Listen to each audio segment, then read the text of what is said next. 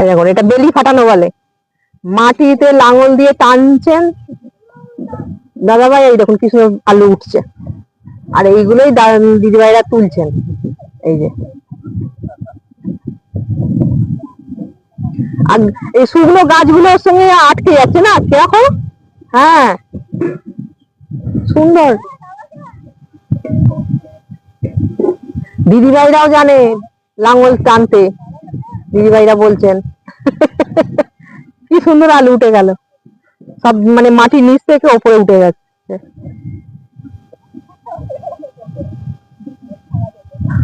বেশ ভালো লাগছে, দারুণ হাওয়া দিচ্ছে, ওয়েদারটা খুব সুন্দর। হাওয়া দিচ্ছে আর ওয়েদারটা সুন্দর একদম। আর শুকনো আলু গাছগুলো সব